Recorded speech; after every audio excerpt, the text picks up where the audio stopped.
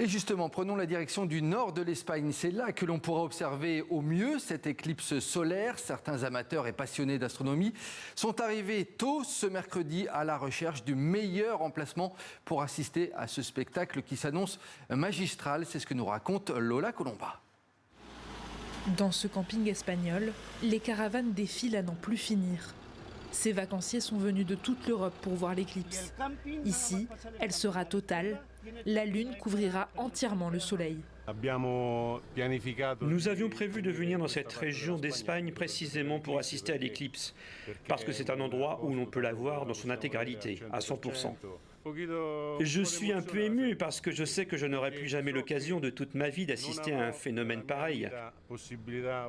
Je vois qu'il y a ici beaucoup de gens qui sont tout aussi enthousiastes que moi et que je suis entouré d'une communauté de passionnés, ce qui est formidable. Des heures de route pour un spectacle pourtant très court. Le phénomène devrait durer 2 heures, dont moins de 2 minutes d'éclipse totale. Pas de quoi décourager les voyageurs qui comptent bien profiter de la région. On est là pour l'éclipse, oui, mais aussi pour d'autres choses. L'art de vivre à l'espagnol, la nourriture, la mer. Dans le nord rural de l'Espagne, souvent oublié des touristes, le déclin démographique frappe de plein fouet l'économie. Alors, pour les autorités locales, l'éclipse est une aubaine.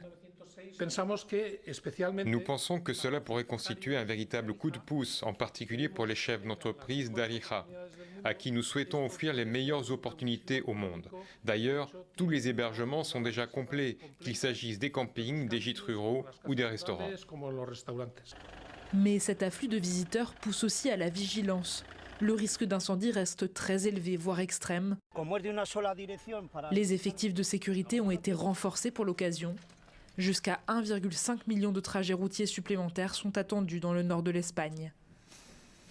Et on le sait, il ne faut absolument pas regarder cette éclipse à l'œil nu. Bonsoir Caroline Goss, vous êtes spécialiste des questions de santé à la rédaction. Pourquoi est-ce que c'est si important de respecter strictement cette consigne? Oui, alors effectivement, on ne la répétera jamais assez, il ne faut absolument sous aucun prétexte fixer le soleil directement, sans protection, mais porter des lunettes adaptées et certifiées comme celle-ci, Nicolas. Voilà, je ne vais pas les porter plus longtemps parce qu'on ne voit rien en fait, c'est ça. Elle filtre à 99% les rayons. Si le soleil vous semble très bas à l'horizon, puisqu'il sera sur le point de se coucher, le danger reste le même. Vous risquez tout simplement de vous abîmer les yeux de manière irréversible. C'est-à-dire, Caroline, que risque-t-il de se passer exactement dans notre œil ?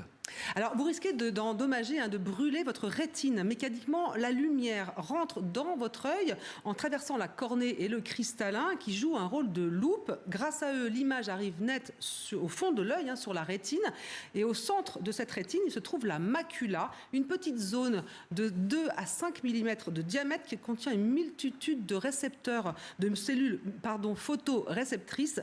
Et ça s'appelle des cônes ou des bâtonnets. Écoutez ce spécialiste. C'est là où il y a les cônes et les bâtonnets, et c'est cette zone qui vous permet de voir les couleurs et d'avoir la vision précise. Donc si vous brûlez cette zone-là, vous perdez votre vision précise, et c'est irréversible, parce que la rétine est un tissu neurologique qui ne se renouvelle pas, et on ne sait pas le régénérer. Et en plus, Caroline, les effets ne sont pas tout à fait immédiats. Oui, c'est un peu traître, insidieux. La brûlure de cette zone ultra sensible est totalement indolore. Les dommages ne vont se faire sentir que quelques minutes, voire quelques heures plus tard. Après un moment d'éblouissement, une petite tache noire plus ou moins dense va apparaître au milieu du champ visuel. Elle ressemble à celle de la MDLA, la dégénérescence maculaire liée à l'âge. Mais contrairement à cette maladie, il n'y a là aucun traitement. Cette petite tache, malheureusement, ne disparaîtra jamais. Est-ce qu'il y a d'autres précautions à prendre? Alors oui, l'éblouissement peut aussi provoquer la kératine. C'est une inflammation de la cornée très douloureuse. On a les yeux qui pleurent, qui ne supportent plus la lumière. À l'inverse de la brûlure rétinienne, on en guérit. Quoi qu'il arrive, il faut consulter au moindre doute. Le seul traitement, c'est la prévention. N'observez pas l'éclipse de manière continue. Faites des pauses toutes les 30 secondes. Laissez l'œil se reposer. Et surtout, n'ouvrez vos sachets de lunettes qu'au dernier moment pour éviter qu'elles ne se rayent. Merci beaucoup, Caroline Goss, spécialiste des questions de santé à la rédaction.